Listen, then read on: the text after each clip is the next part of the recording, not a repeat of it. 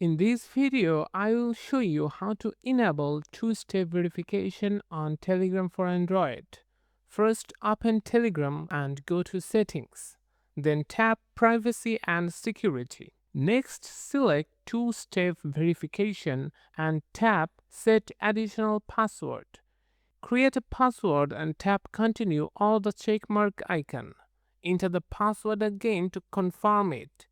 You can also add a password hint to help you remember it later. After that, enter a recovery email address. Telegram will send a verification code to your email, so check your inbox and confirm the code.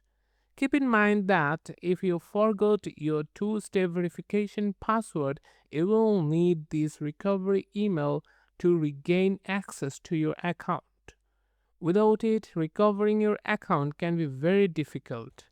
That's it. Two-step verification is now enabled, and your Telegram account will be more secure when signing in on new devices. If this helped, don't forget to like and subscribe for more quick tutorials.